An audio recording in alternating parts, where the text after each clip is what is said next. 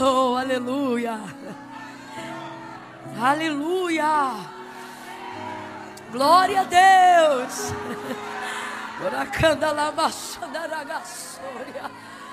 Oh, Jesus. Jesus.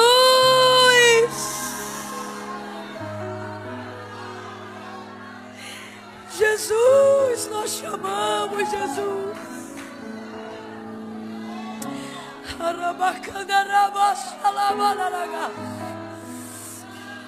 Oh, estenda a sua adoração a Ele. Estenda a sua adoração a Ele. Levante uma das suas mãos, diga alguma palavra bonita para Ele. Elogie a pessoa bendita do Espírito Santo de Deus.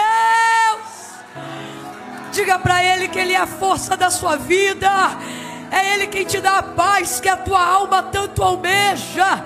Diga que é somente na presença dEle que você se sente completo, completa, vivo, esperançoso. Aleluia. Oh, aleluia. Aleluia, porque dEle, por Ele e para Ele são todas as coisas. Ainda antes que houvesse dia, Ele já existia, e não há quem possa fazer escapar das suas mãos. Operando o Senhor, quem impedirá? Quem impedirá? Quem impedirá? Ninguém pode impedir a igreja.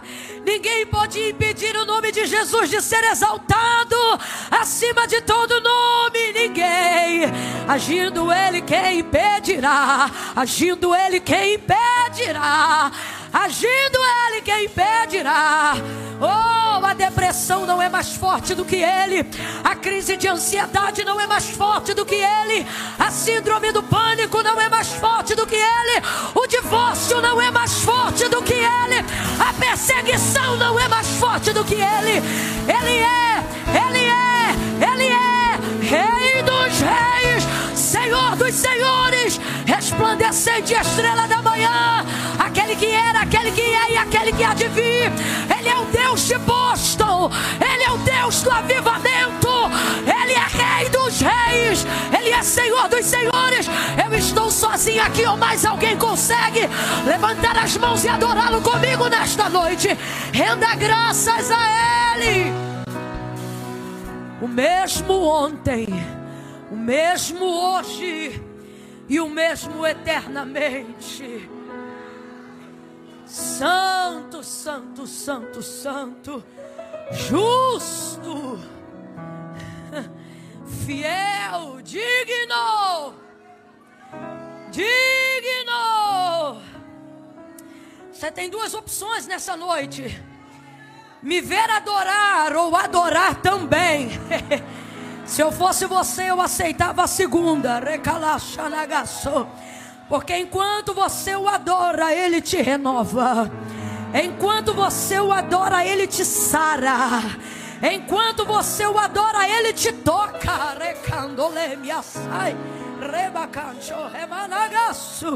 Rosa de Saron, lírio dos vales, Alfa e Ômega, primeiro e o último, Cordeiro de Deus que tira o pecado do mundo, todo poderoso, santo, santo, santo, santo, santo é o Senhor dos exércitos, e toda a terra está cheia da sua glória. Ainda antes que houvesse dia, Ele já existia, e não há quem possa fazer escapar das suas mãos. Não há. Não há. Operando Ele, quem impedirá? Porque desde a antiguidade com o ouvido não se ouviu, nem com o olho se viu outro Deus além de ti, que trabalha,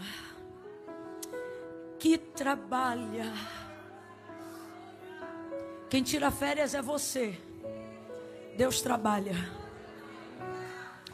Quem descansa somos nós. Deus trabalha. Outro Deus além de ti, que trabalha para aqueles que nele esperam.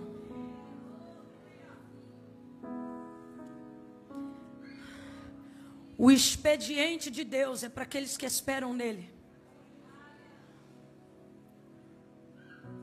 Deus não trabalha para quem precisa, Deus trabalha para quem espera nele. Camille, tem diferença? Tem diferença. Você precisa absorver completamente esse entendimento hoje, porque senão, em pouco tempo, Deus que hoje você diz que está adorando aqui, vai se tornar na sua concepção um Deus injusto. Quando você vê que Ele tem poder para abençoar pessoas das quais você julga merecedoras da bênção, e ver que elas não estão sendo favorecidas por Ele. Deus, se o Senhor está vendo que aquele ali está enfermo, por que o Senhor não cura? É uma pessoa tão boa. Deus, se o Senhor está vendo que aquela mãe solo luta com tanta dificuldade para sustentar a família, por que o Senhor, sabendo que é provedor, não abre logo uma porta melhor para ela?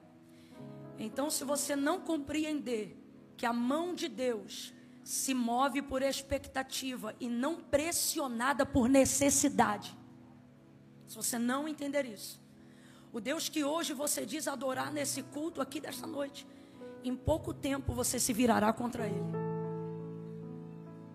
achando que você tem mais noção de senso de justiça e de bondade do que Ele próprio, achando que necessidade é o critério principal para que Deus abençoe alguém. E eu preciso dizer isso aqui, eu não programei dizer isso aqui, mas Deus está mandando que eu diga isso aqui. Ele está dizendo para mim, diga ao meu povo que eu não trabalho por pressão de necessidade. O expediente, diga comigo, expediente. É o tempo do trabalho de Deus. Não é para quem precisa, é para quem espera.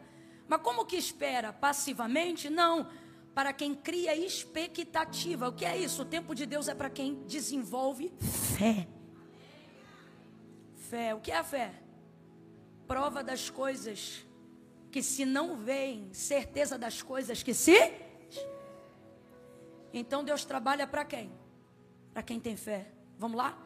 Deus trabalha para quem? Deus se move em prol de quem? Deus abre porta para quem? O turno, o expediente, o trabalho responsável de Deus. Eu não estou falando sobre viver da misericórdia. Eu estou falando sobre viver do compromisso de Deus. De Deus dizer, eu cuido de você.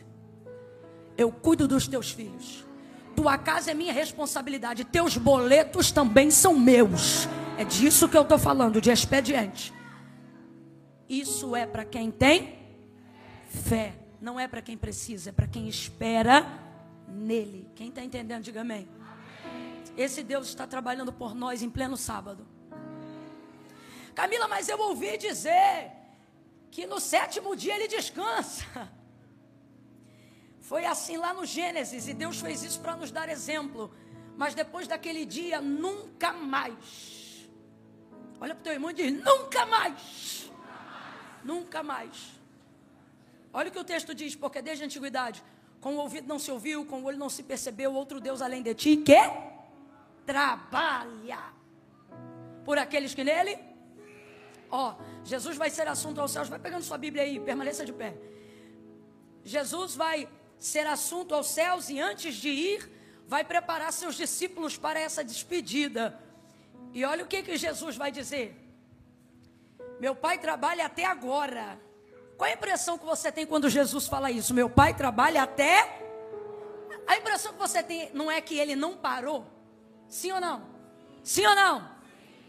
Não só que não parou, mas que também não para nunca. É ou não é?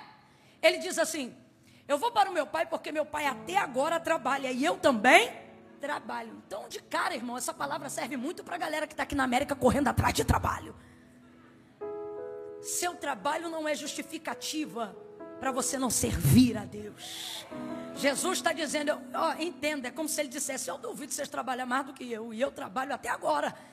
Meu pai também trabalha, e nós estamos trabalhando em prol de um reino. Então veja, ele trabalha, o pai trabalha, seus servidores são trabalhadores.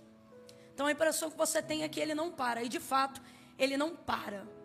Eu trabalho até agora, meu pai também trabalha, todo mundo trabalhando. Então, você compreende que Deus não para. Hoje você está aqui celebrando ao Senhor, mas Deus não está descansando. Deus está, bora, Deus está trabalhando. Deus está trabalhando, então isso é bíblico. Camila, mas o texto não diz também que ele descansou só naquele dia? Que dia que ele descansou? Depois de criar todo o mundo. Ele criou o universo e no 7º dia ele descansou. E depois ele criou o homem. E aí? Nunca mais. Eu vejo isso um pouco na paternidade daqueles que já são pais. Eu ainda não tive o privilégio de ser mãe, mas creio que ainda serei. Amém. E uma coisa eu ouço em comum entre homens e mulheres. Quando eu pergunto para alguém que já é pai, que já é mãe, eu digo assim: e aí, quando tem o filho, o que que muda? O olho de todo mundo, a pupila dilata imediatamente. E eles dizem assim: tudo. Muda tudo. Dizem isso imediatamente.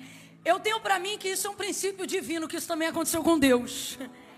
Porque, rapaz, ele criou sol e descansou, lua e descansou, terra, firmamento, céu, e no 7º dia ele, mas depois que ele fez você e eu, depois que ele criou o homem, olha para o teu irmão e diga: nunca mais.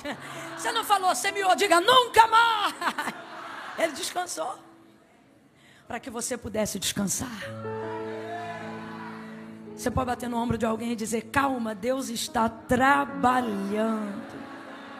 Quem recebe essa palavra aí, diga amém. Abra sua Bíblia no 2º livro dos reis de Israel. Oh, aleluia. Se acalma, Deus está trabalhando. Obrigada, pastor. Oh, glória. 2º livro dos reis de Israel. Gente, eu já vou fazer agora, porque às vezes eu deixo para o final e aí no meio do mover eu esqueço. Ou então o mover de Deus é igual uma via de mão única. Não dá para você vir depois, né? Então, enquanto a gente está controlado agora, eu ainda tenho o livro Juntas hoje aqui. E juntas é a junção, é uma palavra, óbvio, mas ela é a junção, na verdade, do que nós queríamos que tivesse sido uma sigla. O que significa juntas?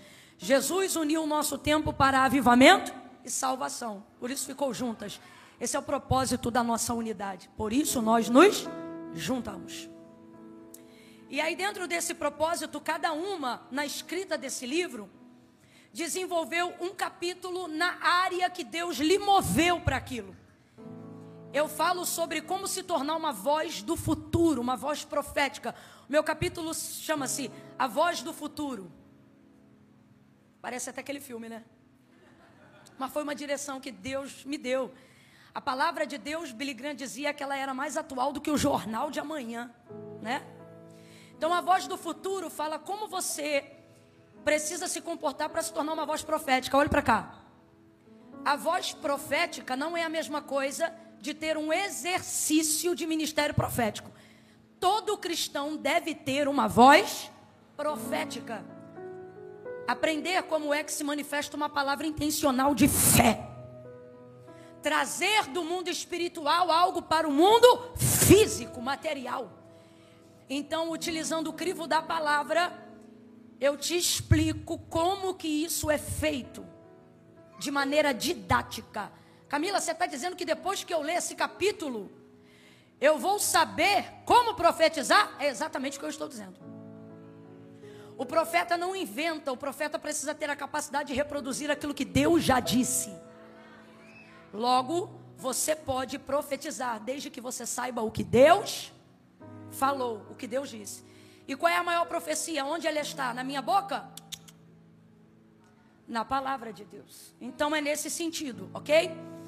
A pastora Midian Lima falou sobre maternidade, preparando um lugar seguro para a minha geração.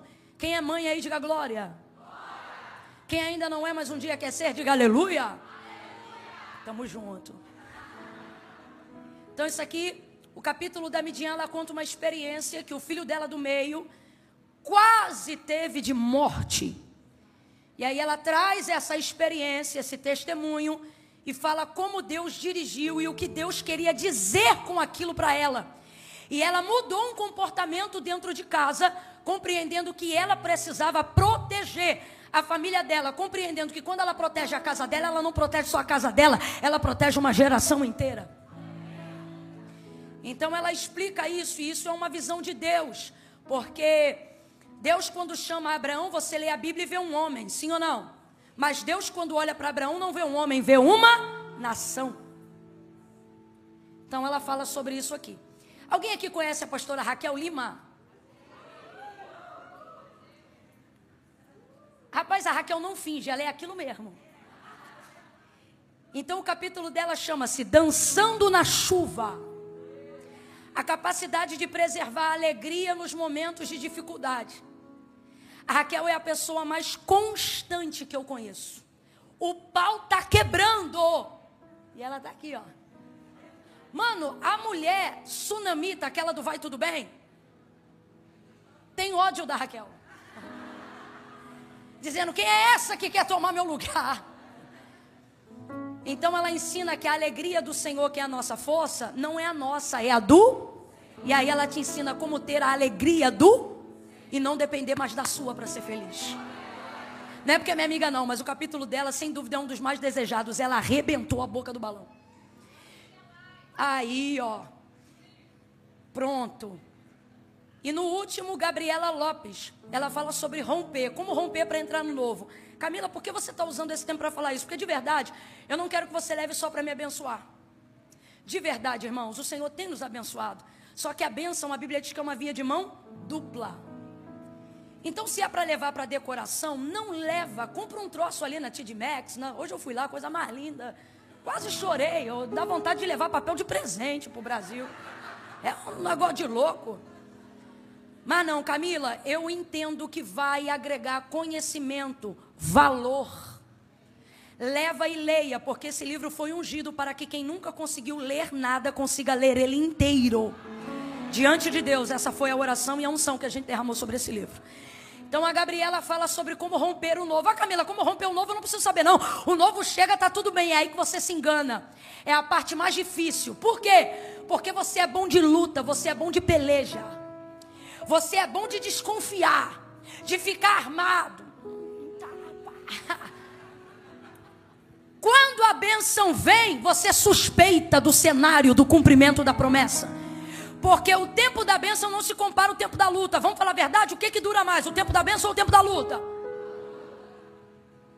Então, quando a bênção vem, você não está tão pronto quanto pensa para receber ela. Então você desconfia de tudo. Você espera um tempão o cara perfeito. Quando o cara chega, você diz, duvida, isso é lobo. Não tem como. Uma vez eu pregando, eu falei assim, hoje, no exercício do espírito da profecia, eu disse assim, hoje, isso foi em Pernambuco, eu disse, hoje, aquele homem que tu ora há mais de 20 anos, quem sabe não é hoje, o culto era tarde, 3 horas da tarde, Abraão e Lima, quem sabe não é hoje, que ele entra por essas portas e faz uma aliança com Deus. Rapaz, 10 minutos depois de eu falar, estava fazendo o convite, me entra um homem de bermuda, meio de calça, meio barrigudinho, e ele vem entrando. Ele veio para buscar a irmã, como ele sempre fazia. Sempre chegava, mas nunca entrava, para buscar. Neste dia o homem entrou. Quando ele entrou, todo mundo conhecia, era o marido da irmã. A igreja gritou, recebeu, celebrou. E a irmã, triste. Estou te falando diante de Deus. Quando terminou o culto, eu falei para ela, eu percebi que todo mundo celebrou, mas você não celebrou. O que aconteceu? Aí ela, pastor, eu estou orando há 20 anos. Hoje, assim, do nada ele entra. Eu estou desconfiado, eu botei a mão na cabeça dela e falei, o sangue de Jesus tem poder. Eu não estou brincando, eu falei sério. Eu disse, irmã, você está suspeito. Você acha o quê? Que no céu tem lixão de oração? Então a gente tem dificuldade de aceitar o novo. Está aí o testemunho de uma querida, nunca mais eu esqueço, Claudinha Canção, do Canção e Louvor. Claudinha disse que fez uma carta para Deus, ela contou isso numa live, por isso que eu estou contando aqui. Ela fez uma carta para Deus, e ali ela colocou todos os quesitos que ela queria no homem de Deus que ela queria casar. Quando o Dibe chegou, ele era tão perfeito com o que ela pediu na carta, que ela disse, não tem como. A gente tem dificuldade de aceitar. Então a Gabriela trafegou com maestria bíblica nessa área, para que você aceite o tempo do consolo, da recompensa. Então, irmã, quando o culto acabar, hoje, como meu pai trabalha e eu trabalho até agora, eu vou dar um expediente lá só para dar uma assinatura. Então, terminando, você querendo passar lá, vai ser uma bênção, ok? Invista no reino de Deus. Aproveita e compra uma camisa das irmãs também. E quando o culto terminar, tem churrasquinho hoje? É a hora de entrar na carne. Com autorização da igreja. Melhor churrasquinho que eu já comi na minha vida. Cadê o irmão? Cadê o vaso do... Mano, se tinha um sacrifício que era oferecido em Jerusalém, deveria ser algo parecido. Coisa boa demais. Perdão, Senhor. Chega, vamos embora. 2 Reis, capítulo 4. Vamos falar daquela que está com raiva da Raquel.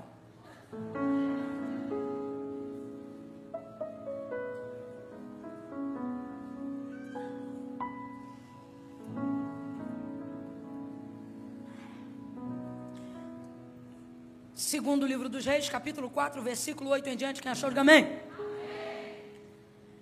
Certo dia passou Eliseu por Sunem, onde se achava uma mulher rica, a qual o constrangeu a comer pão.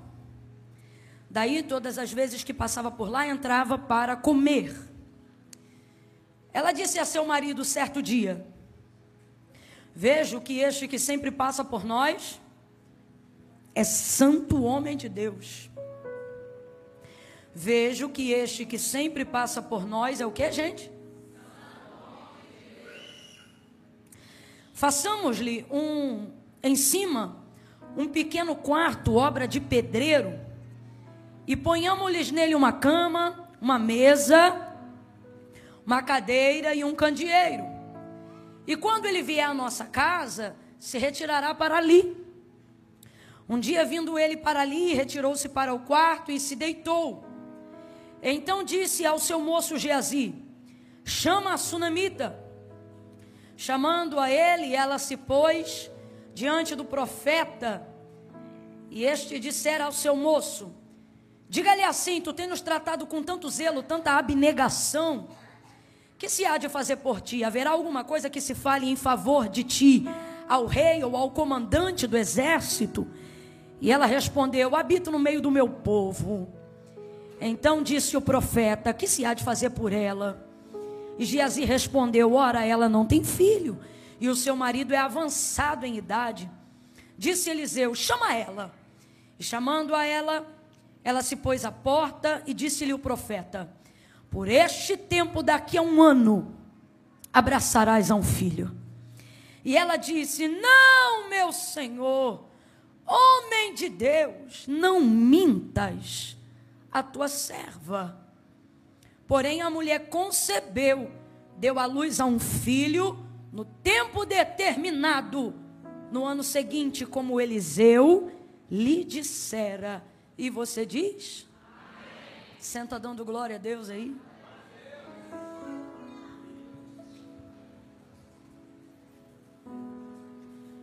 Oh, glória a Deus. Estamos juntos? Nós estamos literalmente juntas hoje. Seu blazer é lindo, cara. Que bom gosto.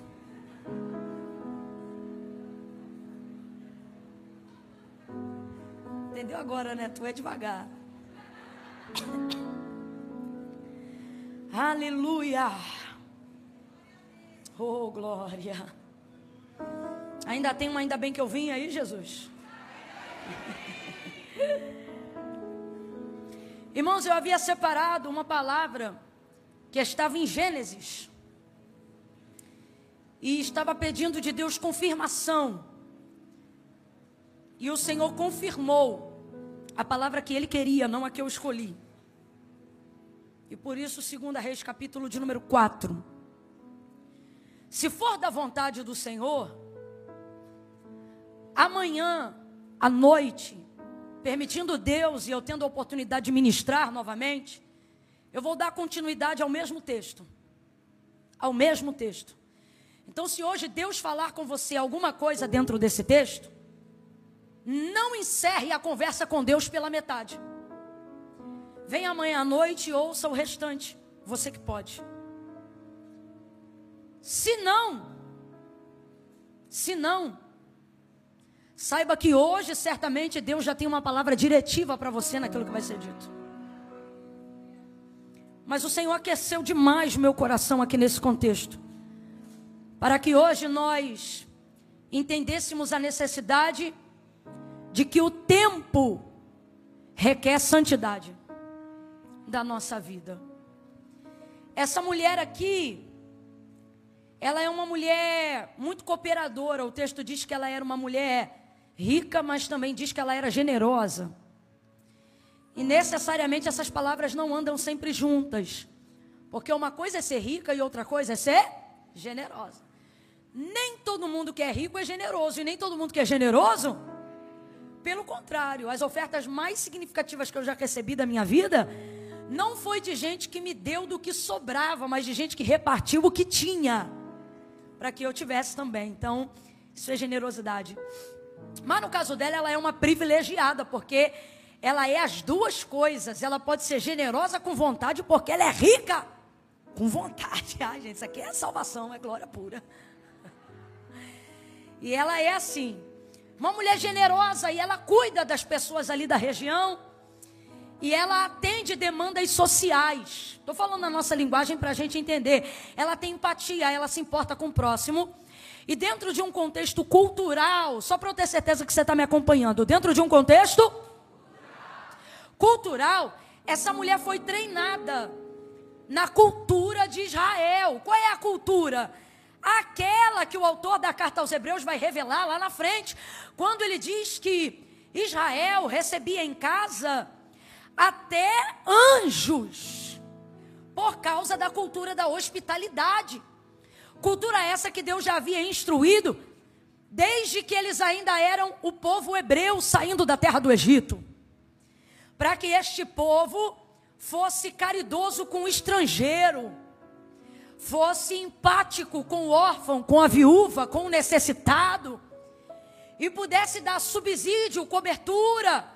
Então, havia em Israel essa cultura da boa fé, da boa índole, da recepção, de ser um bom anfitrião, um excelente hospitaleiro. E essa mulher vive isso na íntegra, na máxima dela. Ocorre então que Eliseu sempre vai passar por aquelas terras de Sunem. Como é que a gente sabe disso? Porque antes dessa mulher ter o filho, ele já passava por lá. Mais de 10 anos depois dela ter tido o filho, ele continuou passando por lá. E por que ele passava por lá? Porque havia um trajeto geográfico, naquele entorno de 25 quilômetros, para poder chegar no Carmelo. Eu não sei necessariamente aonde ele estava, mas normalmente quando ele passava por Sunem, a gente sabia exatamente para onde ele ia. E para onde ele ia? Para o Monte Carmelo. Provavelmente para prevalecer com o mesmo testemunho, a mesma rotina devocional que o seu mentor Elias tinha, que era de orar no monte. E ele orava com a cabeça entre os joelhos. O texto vai dizer isso para a gente um pouco mais à frente. Então é um costume que ele tem. Ela, vendo que ele sempre está passando por lá, hospitaleira como é, vai constrangê-lo a fazer uma refeição dentro da sua casa. Quando você lê pão nessa versão aqui, não significa necessariamente que ela colocou ele dentro de casa para dar um pão. Pão é o termo genérico no Antigo Testamento utilizado para falar de uma refeição. Então ela constrange positivamente. O que é constranger positivamente, Camila? Existe isso? Existe. A minha avó, ela dizia: quem quer dar, não oferece, entrega. Alguém aqui já ouviu essa expressão? A gente era muito pobre, então se você chegasse lá em casa, a minha avó ensinava a gente que, se você fosse a nossa visita, que a gente não te oferecesse nada, que a gente pusesse as coisas na mesa. E aí, se você quiser, você comia. E se você não quisesse, o problema é teu, você nunca ia poder dizer que a gente não deu. Na cabeça da minha avó, era exatamente assim. Então, se a minha avó percebesse que a gente estava oferecendo alguma coisa para alguém, ô fulano, tem isso aqui, você quer? Rapaz, ela brigava com a gente na hora, ela dizia: quem quer dar não oferece, entrega. E essa sunamita parece que conheceu minha avó Denira. Ela é muito nessa pegada. Ela não oferece. Por quê? Quando você está decidido a entregar, se a entrega é uma decisão sua, você precisa retirar do outro as opções que ele tem de rejeitar o que você quer entregar. E essa é a entrega mais visceral, mais íntegra, mais legítima, mais verdadeira que pode existir. Qual? Aquela que não dá ao outro a opção de rejeitar. Por isso o texto diz que ela o constrangeu. Não significa que ela o envergonhou, significa que ela entregou com tanta legitimidade que deixou ele sem condições de rejeitar o que ela estava oferecendo. Então ele foi obrigado a entrar. E ao entrar, ela o serve muito bem. E isso vai acontecer algumas vezes, ao ponto que depois de um tempo, ela não precisa mais convidar ele para entrar. Uma fraternidade, uma amizade de família, porque o marido dela está envolvido dentro do contexto, acontece entre o profeta e aquela família. E agora todas as vezes que ele passa pela terra de Sunem, ele entra sem que haja convite. Lá dentro sempre vai ter uma água fresca, uma toalha limpa, uma refeição sobre a mesa, alguma coisa para que ele seja cuidado. Agora eu preciso te explicar isso aqui para você entender. Eliseu já era o profeta mais reconhecido, não só em Sunem, uma parte de Israel, mas em toda Israel. A característica até visual dele comunicava quem ele era. As pessoas sabiam quem Eliseu era, e todos em Israel sabiam que Eliseu era profeta. E ele não era só um profeta, ele era o profeta. Por quê? Porque aquilo que Elias fez, quantitativamente falando, Eliseu já estava operando 2 vezes mais. E como evidência de que ele recebeu a porção dobrada da virtude que estava sobre a vida do seu mentor Elias, foi-lhe dada a capa, a famosa capa de Elias. Camille, como é que você sabe que essa capa era famosa? Ora, porque quando Acabe quis consultar outro profeta ou feiticeiro fora de Israel, mandou um homem ir fazer isso. Quando Elias encontra esse homem, Elias diz assim: volta lá para Acabe e pergunta para ele se não há profeta em Israel, para que ele busque consulta sobrenatural fora do arredor de Israel. Aí o homem aparentemente não sabe que é Elias, porque ele é fora do arraial de Israel. Aí ele volta para dentro do palácio e diz assim: Acabe, eu voltei porque um homem me mandou voltar, e ele mandou eu te dizer se não há profeta em Israel, para que tu mande mensageiro para fora da terra. Aí Acabe diz assim para ele: diga para mim, como é que esse homem estava vestido? Aí falou: ele estava com um pelo assim, uma capa com pelo de camelo, revestida em torno dele, e ele segurava na sua mão também um bordão. Aí ele não diz o nome, ele só diz a característica. Aí Acabe diz: é Elias. Esta é a mesma capa que desce sobre a vida de Eliseu.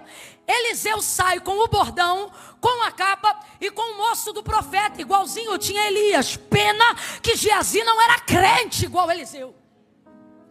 E ele vai caminhando. Então, por que você está dizendo isso? Para você entender o quão famoso Eliseu já estava. Enquanto Elias tinha a rejeição do reino, dos governadores, Eliseu era aclamado pelos comandantes. Então ele tinha bom trânsito político, ele tinha o clamor do povo, e diferente de Elias, que precisou se esconder das multidões, Eliseu não. Eliseu estava no meio do povo. Por que eu estou dizendo isso? Qualquer pessoa queria ter 5 minutos com Elias, gente. Elias era aquela pessoa que, se ele orasse para abrir, abriu. Se ele orasse para fechar, fechou. Se ele dissesse levanta, considere de pé, entende? E essa mulher vai receber esse homem reconhecidamente como profeta, pelo qual Deus fala ao seu povo por intermédio dele. Só que eu quero que você se atente a isso, e é sobre isso que nós vamos falar nessa noite. Essa mulher não se relaciona com o ministério profético de Eliseu em nenhum momento. Ela é uma mulher que recebe ele, que honra ele, que cuida dele, mas que não se relaciona com aquilo que ele tem de mais poderoso na vida dele: o reconhecimento do ministério profético. Todo o povo sabia que Eliseu era profeta. Vamos junto? Todo o povo sabia que Eliseu era? Todo o povo sabia que Eliseu era? E todos, sem exceção, até os assírios queriam ter 1 minuto com Eliseu, porque nenhum profeta era como Eliseu. E essa mulher recebe Eliseu em casa com frequência. E sabe quando ela pediu uma oração para ele? Nunca. Sabe quando ela fez uma pergunta da Torá para ele? Nunca. Sabe quando ela tirou alguma dúvida sobre fé com ele? Nunca. Olha para o teu irmão e diga: isso é estranho. Isso é estranho. Depois de um tempo, ao receber ele por ali, ela diz: marido, eu tenho visto que este que sempre passa por nós. Quando você lê o texto, a Bíblia não fala do intervalo de tempo entre um versículo e outro. E aí você fica achando que este sempre passa por nós é vendo ele na rua. Não é. Este sempre passa por nós é este que já convive há um tempo aqui. Este que já jantamos juntos, almoçamos juntos, já ficamos juntos um tempo com ele. Marido, eu tenho visto que este que sempre está aqui conosco é um santo homem de Deus. Ela não se relaciona com o ministério profético de Eliseu, mas ela reconhece o caráter de Eliseu. E nisso aqui fica nítido que maior peso há do testemunho, do caráter, do que do dom. E aí ela diz: marido, eu tenho visto que este que sempre passa por nós é um santo homem de Deus. Marido, ele é santo. Bora junto, igreja. Ele é? Ele é. Ela não se relaciona com o sobrenatural. Mas assim como ela não deu a ele opções de rejeitar, porque ela entregou o que queria entregar, assim é o testemunho do caráter. Você não consegue ocultar. Ele vai aparecer naturalmente, instintivamente, despretensiosamente. Caráter grita. Marido, ele é um santo homem de Deus. Vamos fazer um quarto para ele, junto aqui ao muro, aqui em cima. Agora, o texto diz que ela era rica. Quem ainda está comigo, diga amém. Se essa mulher era rica e ele já estava acostumado a passar por lá, diga para mim, haviam outros quartos na casa dessa mulher, sim ou não? Quartos para hospedar pessoas, sim ou não? Ela era uma mulher do povo, gente, vamos lá, tinha quarto de hóspede, sim ou não? E eu tenho para mim que não era só 1 ou 2 que tinha não, porque pobre se melhora um pouquinho, a gente já faz um quarto de hóspede. No Brasil, quem melhora um pouquinho já faz um puxadinho, uma kitnet, um quartinho. Você imagina uma mulher rica? Uma das coisas que faz o rico ter patrimônio de rico é a quantidade de quartos que ele tem na casa dele. Eu estava em uma região aqui de Boston agora que eu não me lembro o nome, e o pastor que trabalha como empreiteiro de algumas regiões aqui, construiu uma das casas mais caras que existem aqui na América. E uma das características da casa é que ela possuía 29 quartos. Meu irmão, 29 quartos. Então me parece até que é um critério da riqueza, né? Então, o texto diz que essa mulher era rica, então tinha quartos de hóspede sobrando na casa dela. E Eliseu certamente já deve ter ficado em 1 ou 2. Mas isso antes do testemunho do caráter dele gritar. Porque depois que ela afere, depois que ela mede e testemunha que ele é um homem santo, ela não se sente mais à vontade em hospedar ele onde os outros se hospedam. Ela não se sente mais à vontade em acolher ele onde outros também são acolhidos. Ela não se sente mais à vontade de só trocar o lençol, mas manter o homem de Deus no mesmo quarto. Eu vou falar bem rasgado que é para todo mundo entender. Essa mulher aqui tem quarto para pregador, tem quarto para missionário, tem quarto para pastor. Ela tem quarto para presbítero, evangelista, missionária, dirigente do círculo de oração. Você está entendendo? Ela tem quarto para quem tem cargo, para quem tem status, para quem está atrelado ao hall de membros da igreja. Ela tem quarto para quem toma santa ceia. Ela tem quarto para quem é líder do departamento dos homens, das mulheres. Ela tem quarto para todas essas pessoas. Só que no padrão de santidade que ela vê em Eliseu, é a primeira vez. Então ela não se sente confortável de dar a alguém tão exclusivo, tão personalizado, algo que é comum aos outros. Então ela fala: marido, vamos fazer um quarto para ele. A minha versão Almeida, corrigida e atualizada, vai dizer assim, obra de pedreiro. Gente, Quem é que gosta de fazer uma obra e ainda morar na casa que está fazendo obra? Cadê você, doido? É tu? Gabi, tem misericórdia. Não, você gosta, não, você precisa. Não é isso? É isso, isso aí eu também já fiz. Agora, hobby. Vamos embora botar uma massa aqui e lixar a parede, vamos? Não, você faz porque precisa. A mulher é rica, a mulher tem vários quartos, mas decide fazer uma obra de pedreiro. Será que ela não pensou que poderia reformar algum quarto e personalizar o quarto reformado para Eliseu, a fim de que ele sentisse que está entrando num ambiente novo e exclusivo, e então fechar aquele quarto e tornar aquele quarto um quarto que só Eliseu utilizaria todas as vezes que fosse para lá? Mas não, a santidade de Eliseu não permite a ela a comodidade de reformar o que já existe. O que é ser santo, gente? Ser santo é ser separado. Ser santo é ser consagrado. Ser santo é estar fora da via comum. Eu vou falar algo que talvez escandalize alguém, mas às vezes vai ser bom tomar um sustinho de santidade. O que você vai dizer, Camila? Santidade ainda paga bem. Santidade ainda recompensa melhor do que o exercício de qualquer dom ou ministério que você possa desenvolver. Eu não sei para quem, mas Deus trouxe a gente hoje aqui, e o que Ele está dizendo é: santifica e deixa a recompensa comigo. Consagra e deixa a recompensa comigo. Mano, não faz lógica. A mulher rica, o que não falta é quarto, reforma um e coloca o homem. Mas cadê a paz? Para fazer por ele o que está acostumado a fazer pelos outros. Deus está colocando no meu coração para eu dizer isso aqui. Tem gente que por causa do teu caráter não vai ter paz. Não vai ter paz para te dar o mesmo salário que todo mundo recebe, para te fazer passar pela mesma porta que os outros passaram, para te obrigar a viver o mesmo método que outros estão vivendo. Deus te trouxe nessa noite e Ele está dizendo: para quem se santifica, o quarto é exclusivo. Para quem se santifica, o lugar é personalizado. Para quem se santifica, eu faço algo novo.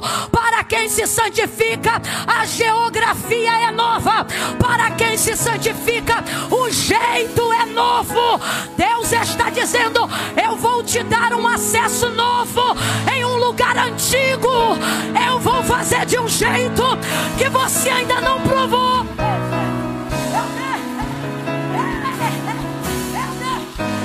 Seja profeta, bota a mão no ombro de alguém e diga: vem um quarto, vem um quarto no pavimento superior.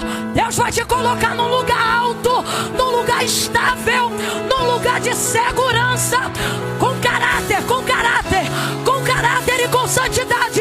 O caráter e a santidade serão suficientes. Não vai precisar aceitar suborno. Não vai precisar fingir que está casado com quem não está casado. Não vai precisar. Não vai precisar mentir no documento. Não vai precisar dar um jeitinho. Deus está dizendo: eu vou criar um caminho. Se é santo que eu crio um caminho. Se é santo que eu crio um meio. Aleluia. Aleluia.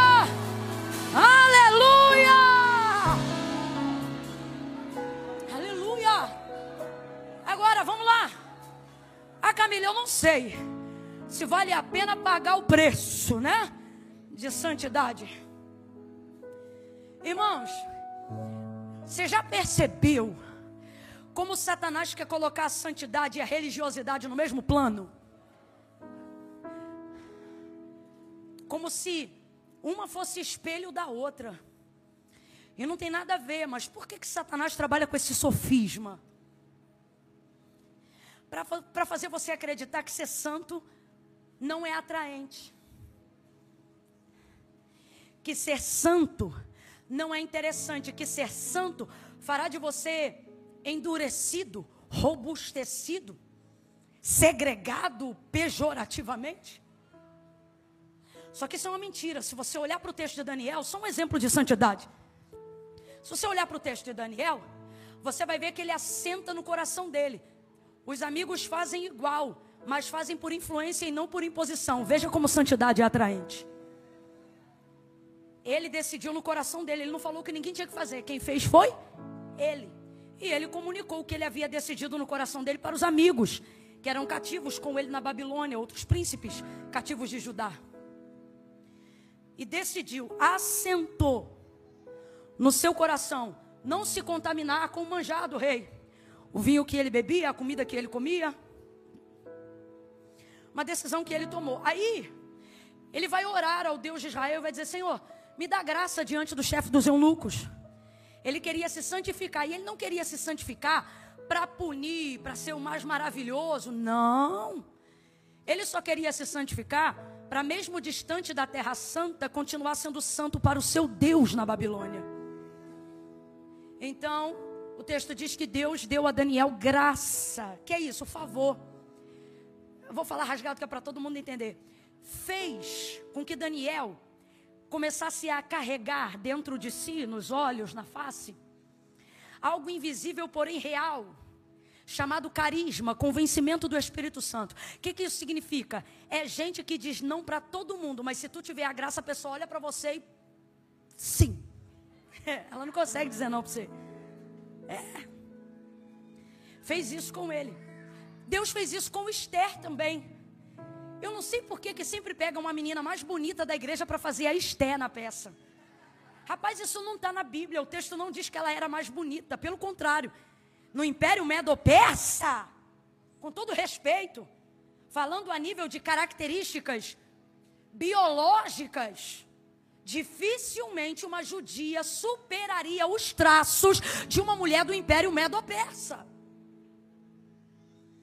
Contudo, o texto diz que a Esther, Deus não deu beleza, Deus deu graça, favor.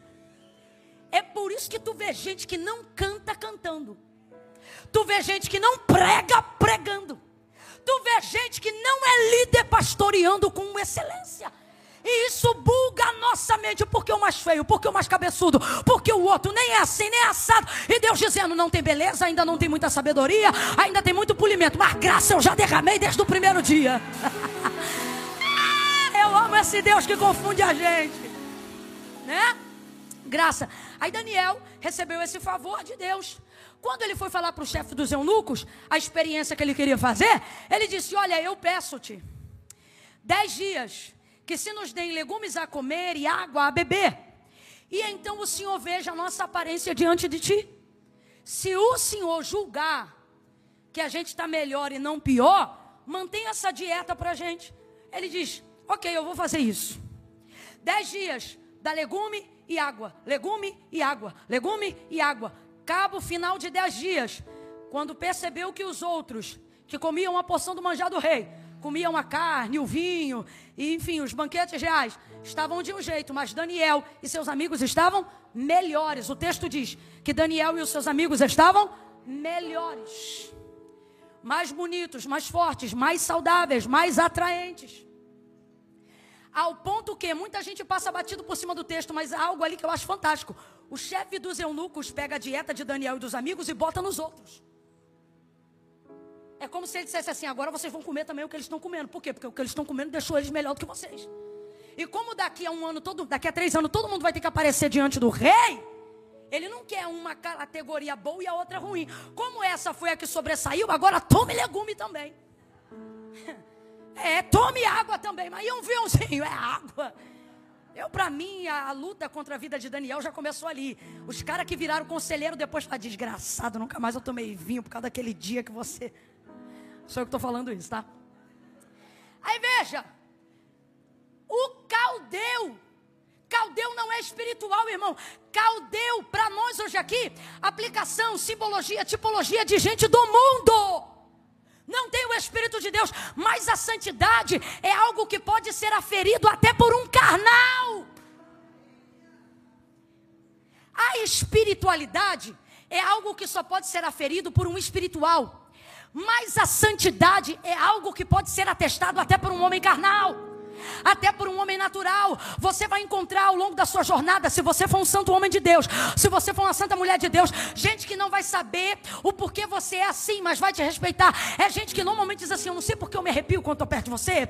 Eu não sei porquê. Quando eu estou perto de você eu não consigo xingar palavrão. Eu não sei porquê.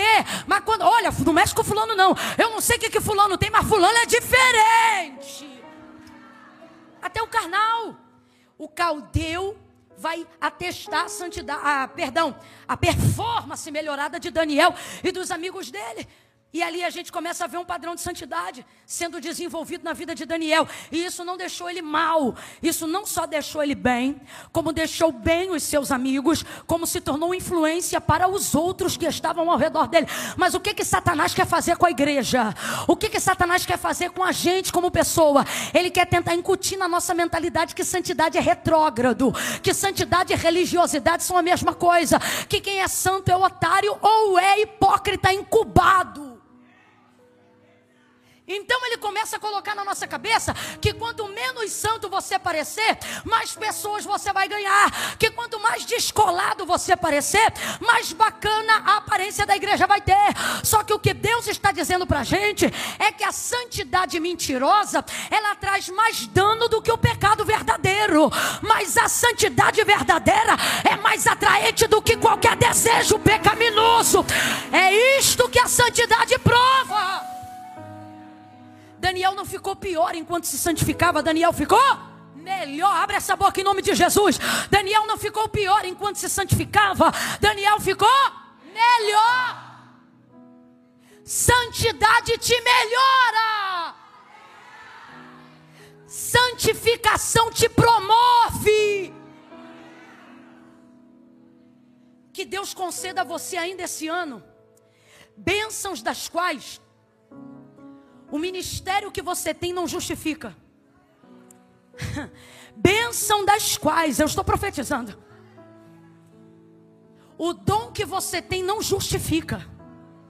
Bênção das quais alguém possa olhar para você e dizer: isso não é porque você prega, isso não é porque você canta, isso não é porque você é líder, isso é porque você consagra. Isso é porque você se separa. Isso é porque você não faz fofoca por temor a Deus. Isso é porque você não mente por amor a Deus.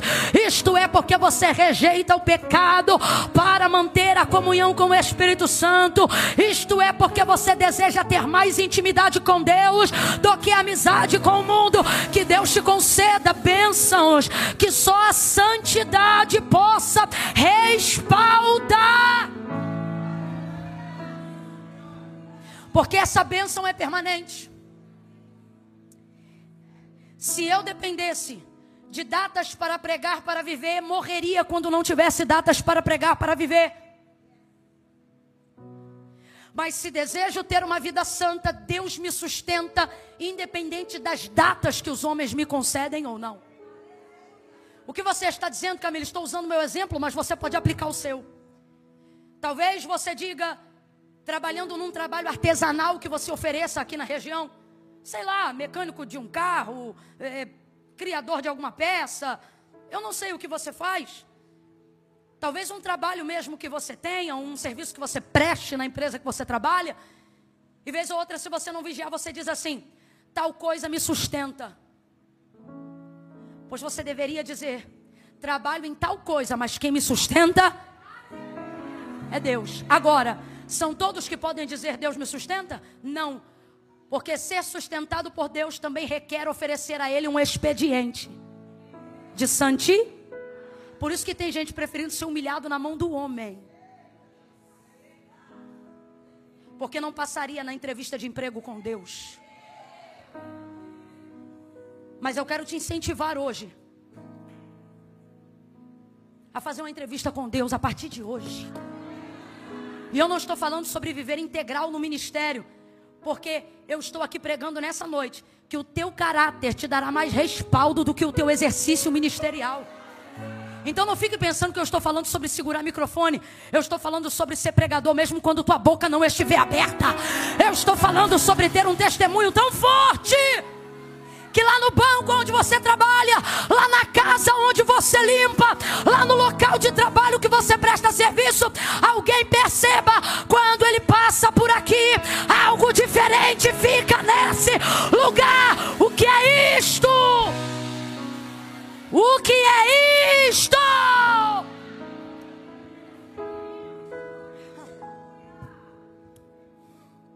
Haverá cura para essa região. Eu vou falar de novo e daqui a pouco você vai glorificar dobrado quando entender o que eu quero dizer. Haverá cura para esta região. Ela constrói então, ela se envolve numa obra por causa dele, meu irmão. Ela se envolve num incômodo por causa dele, mas o texto revela porque ela era abnegada. Ela não está preocupada com o incômodo que ela vai ter, ela está preocupada com o benefício que ele terá. Eu vou profetizar. Quando você decidir viver uma vida santa, Deus vai colocar no teu caminho gente que não vai se preocupar com o incômodo que a tua vida vai trazer. Gente que vai se ocupar em se abnegar para promover a plataforma que você precisa. Para abrir. Eu estou sentindo graça de Deus. Você ora há tantos anos pedindo uma equipe, ora há tantos anos pedindo um time, ora há tantos anos pedindo funcionário. Você ora há tantos anos pedindo do teu lado gente de confiança. Você diz: Deus, eu tenho projetos grandes, mas eu preciso de pessoas grandes do meu lado. Deus está dizendo: haverá um tempo de tsunamita para a tua vida.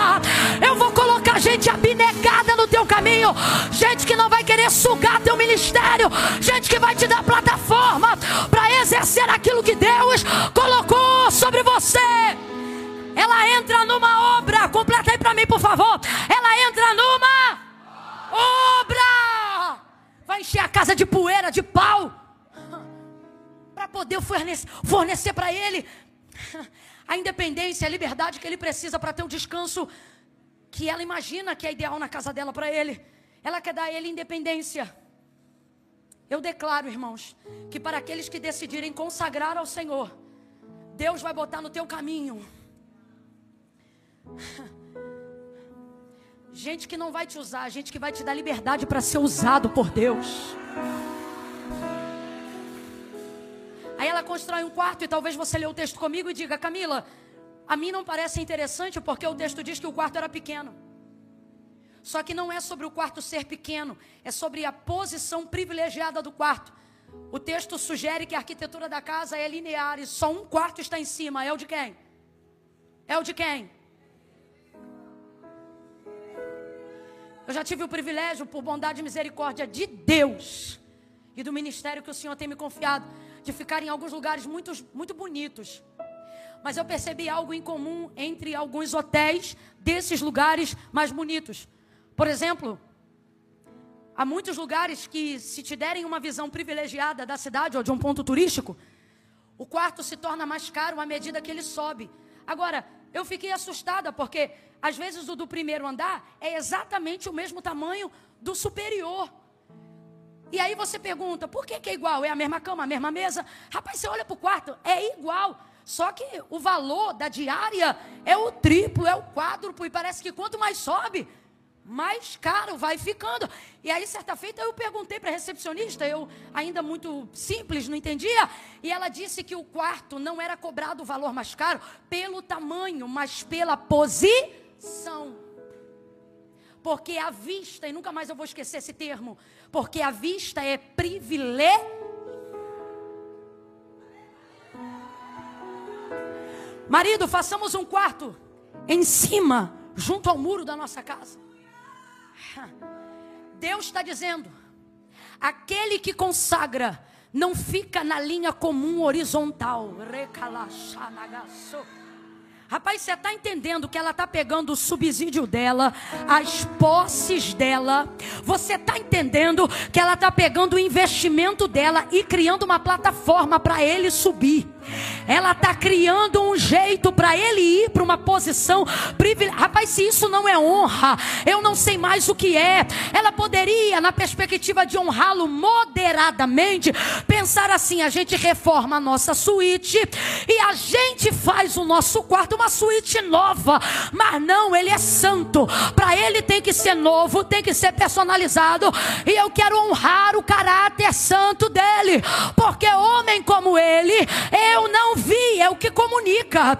Então ela vai usar o que ela tem para promover uma plataforma para ele subir. Igreja, não duvide. Assim diz o Senhor: se vocês se santificarem hoje, como o Senhor fez a Josué para a tomada da terra, amanhã eu farei maravilhas no meio de vós.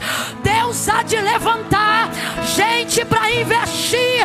Pastor Christian pode se apropriar dessa palavra, porque Deus está dizendo: se tu te santificar, eu vou trazer gente que vai investir para Devec Boston subir, para o reino de Deus subir, para o nome de Deus subir. Aleluia! E quando eu digo se santificar, não é que a gente não santifica não, mas é ser separado mesmo. Sabe quando você sabe que está separado de verdade? Quando a galera começa a achar que você está louco. E sabe quando é que eles começam a respeitar e ver que você não está louco? Quando vê que Deus fecha contigo. Colocou ele nesse lugar. Penúltima coisa, esse quarto representa estabilidade. Deus confirmou essa palavra no meu coração quando a pastora Daniela Cristina, antes de cantar o louvor recompensa, ela disse: haverá recompensa para quem se guarda, para quem faz o que Deus quer. Eu quero que você diga comigo, e eu sei que você sabe o valor que tem essa palavra, porque imigrantes sabem o valor que tem essa palavra. Diga estabilidade. Diga essa palavra, estabilidade. O Senhor está dizendo: santidade te dá um lugar de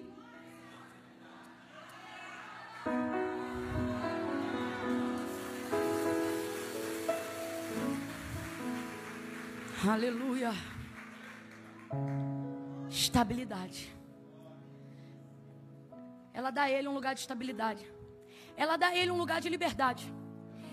Esse quarto, fora da casa, mas no terreno da casa, mostra que ele não precisa mais da autorização dela para ter acesso.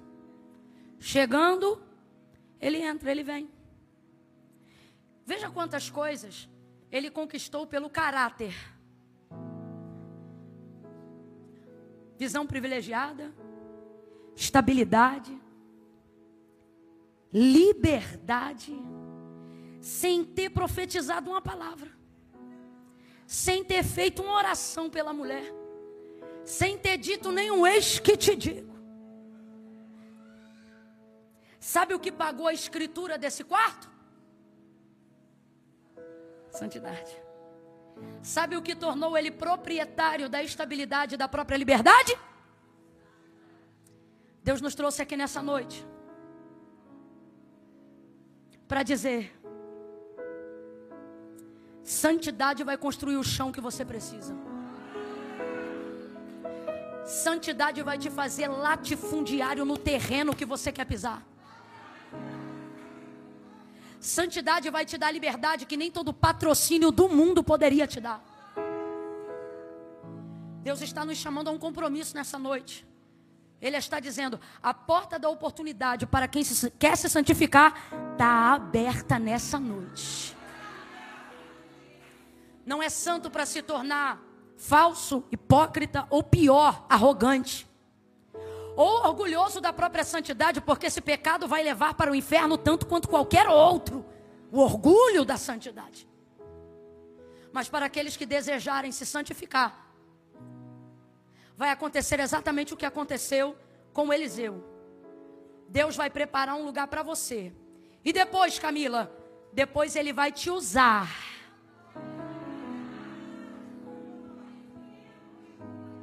Eu encerro aqui. Ele diz assim: Geazi, eu não tenho condições de ser mais abençoado por essa mulher sem fazer nada por ela. É o que ele quer dizer com o que nós lemos. Pergunta para ela se ela quer que faça alguma coisa para ela. Aí ela manda a resposta de volta para Geazi e diz: ó, não preciso de nada não, eu sou do meio do meu povo.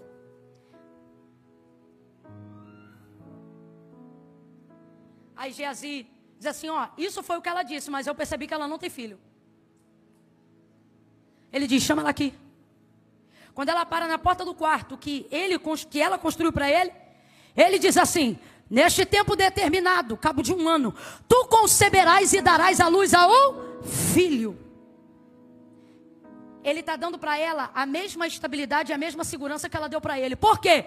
Porque ter um filho naquele dia era manter teu nome no testamento se teu marido morresse. Você lembra, o marido dela era? Se ela não tivesse um filho com ele, o dinheiro não ficava para ele, o patrimônio também não, ficava para a família dos irmãos dele.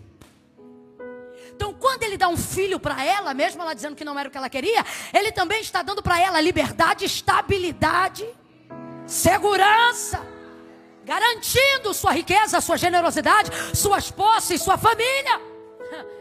Ok, irmão?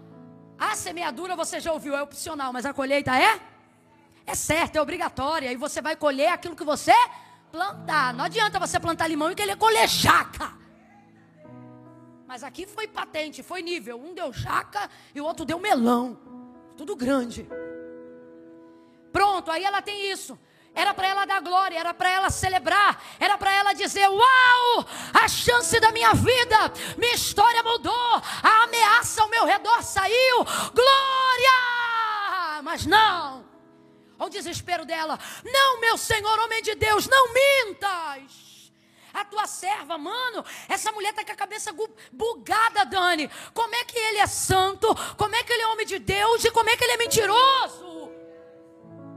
Aí eu te pergunto, pode um homem de Deus ser um mentiroso, gente? Mas pode um mentiroso dizer que é homem de Deus? Ela era uma mulher do povo, quem lembra, diga amém. Ela está acostumada a receber gente que diz que é o que quer. Aí agora ela até conhece Eliseu e dá testemunho do caráter. Mas quando ele entra no profético, perceba, quando ele entra no sobrenatural, quando ele entra no poder de Deus, ela rejeita imediatamente.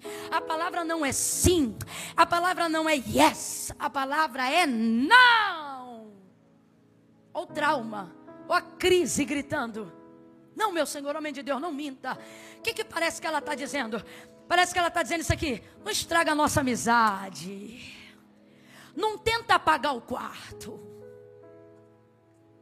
Porque tem profeta que é assim, se tu der uma mesa de café da manhã dele bonita, ele quer pagar a mesa de café da manhã com o dom, dizendo que Deus falou, que Deus não disse nada, para poder se sentir menos devedor do que você ofereceu. Tem profeta que vira chaveirinho, guru de madame, para poder compensar uma bolsa de marca que ganhou.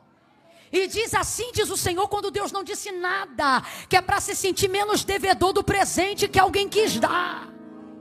Então o que essa mulher está querendo dizer para Eliseu? O que ela está querendo dizer é, não precisa pagar o que eu fiz para você, não estraga a nossa aliança. Mas eu amo porque o texto diz assim, porém, a mulher concebeu.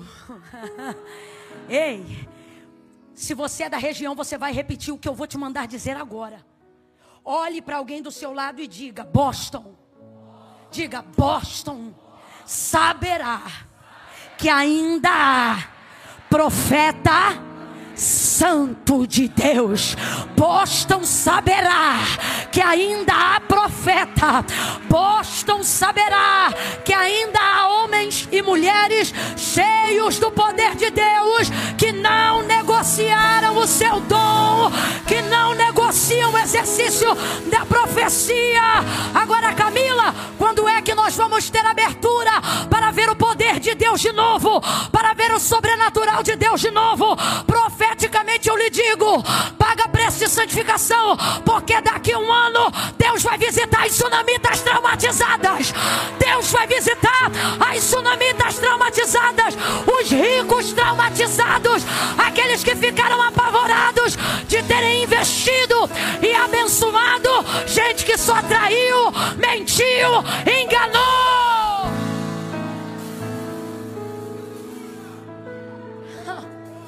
Aleluia! Foi o caráter dele que trouxe o coração dela e do marido para perto. Não foi o dom. O dom, quando foi utilizado, afastou na hora. E qual é o problema? As pessoas querem usar o dom para aproximar. Porque você quer impactar com o poder. Olhe para mim. Pare de sonhar com o microfone. Sonhe com um caráter cristão. Pare de sonhar em ser um pregador como X, Y, Z. Um dos maiores pregadores do século XIX, Charles Haddon Spurgeon, ele vai dizer que o melhor sermão que ele gostaria de pregar ainda não tinha pregado, mas hoje, não estando vivo, ele está pregando, porque o que ele disse foi que o melhor sermão pregado é aquele que não necessita de palavra nenhuma para ser dito. O que ele está dizendo? O melhor sermão é o testemunho de um caráter cristão. Este caráter vai derramar bálsamo em casas de pessoas que ficaram traumatizadas com ministérios, com dons. Eu já não estou pregando, eu estou profetizando. O teu caráter vai derramar óleo, vai derramar consolação, vai derramar cura, vai derramar restauração. A tua vida vai falar mais do que a mensagem, a tua vida vai falar mais do que o louvor.